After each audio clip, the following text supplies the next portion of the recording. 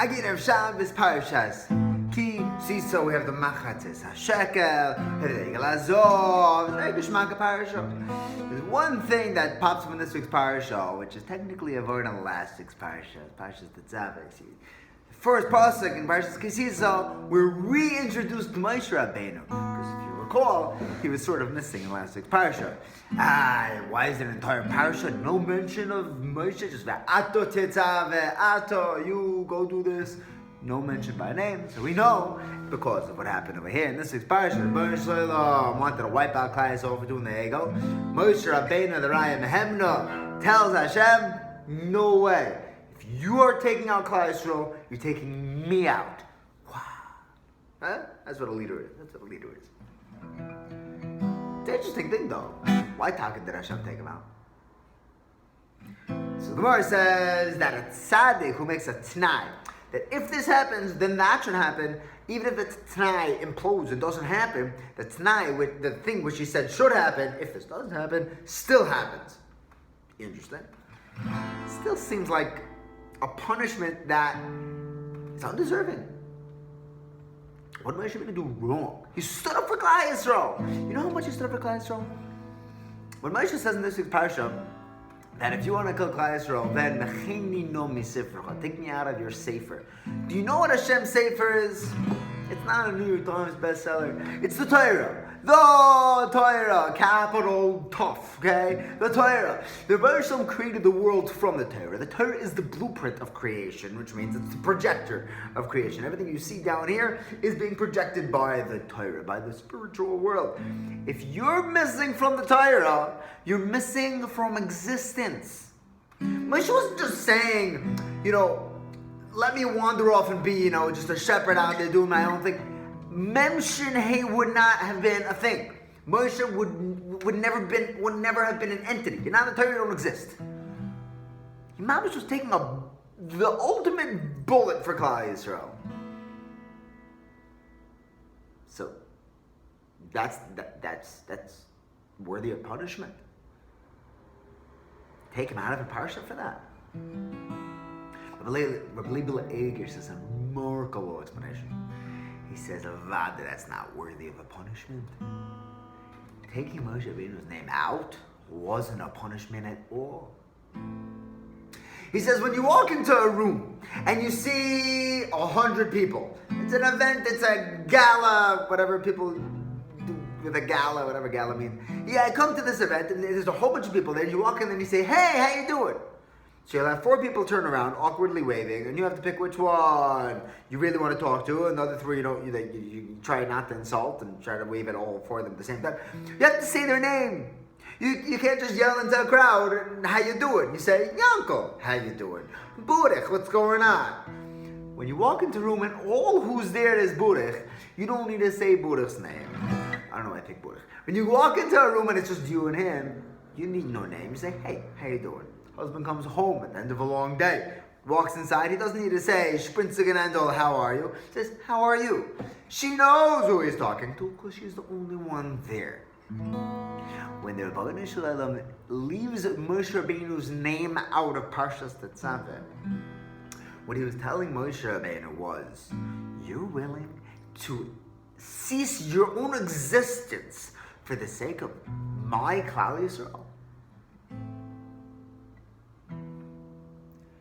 I'm going to give you the ultimate kavod, the ultimate recognition.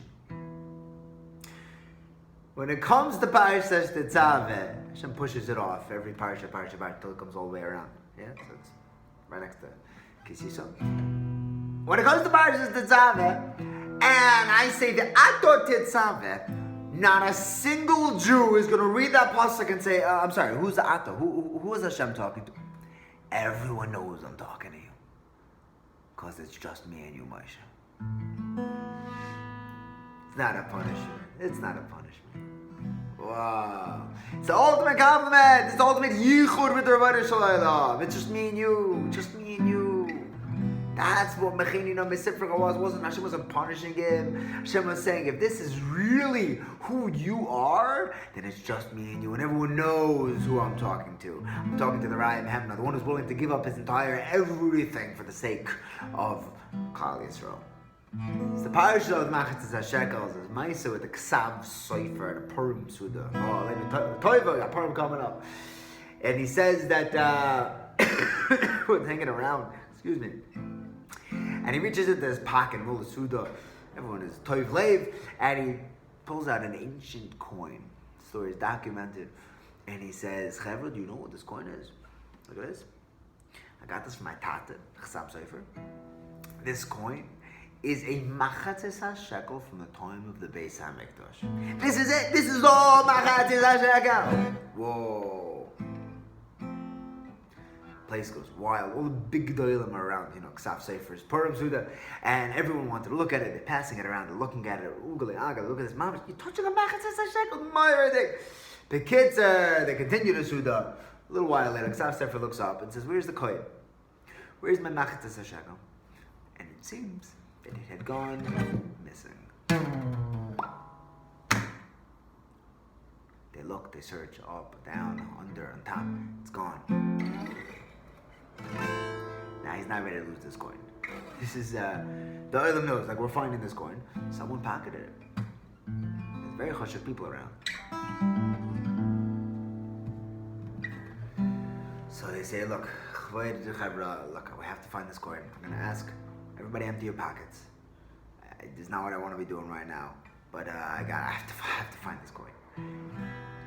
So it's very uncomfortable, murmuring, shifting in their seats. Maria Sa was there, and he stood up and he says, "You're not checking me. I don't care. You're not checking my pockets. Look, what are you gonna do? You're gonna check everybody but him? If you find nobody else, then what? We're gonna accuse Maria Sa. That shut down the whole program. We're not checking anybody. Okay, we'll just dive and hopefully it'll show up." The elephant was in the room. They continued the Suda. They're like, oh my gosh, someone here is a thief. 12, 13 minutes later, one of the waitresses comes running out of the kitchen with the coin. She said, I found this on one of the plates. It accidentally got thrown out.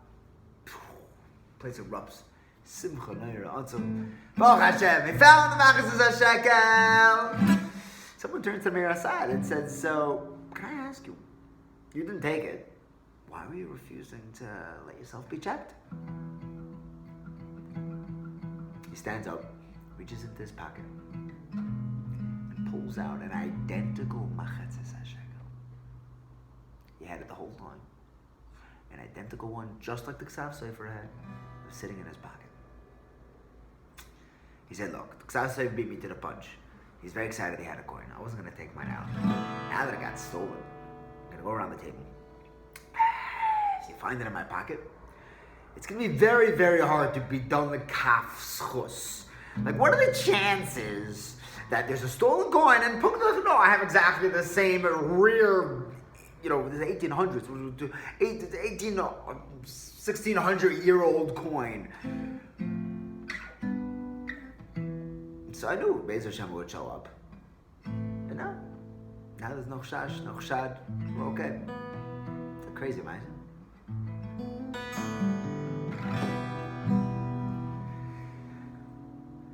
The amount of sensitivity we have to have for people. Machatzis HaShekel is machaper for the avoin of the egel. Every single year took a part in this kapara. We're all together in all of Klal Yisrael. It would be zoiche to mamash feel that actus, to actually act on it and come together. And Be'ez Hashem will dance together with the Malachim, with Mashiach, when Mashiach comes very soon. And we'll rebuild the third Beis HaMikdash. And we'll get a couple of I'll bring Machatzis HaShekel again. I don't think so, but when we want a kapara, we can just bring a carbon. Me koin kevoy doy. Me koin kevoy doy. Leu masam baruch yaimenu.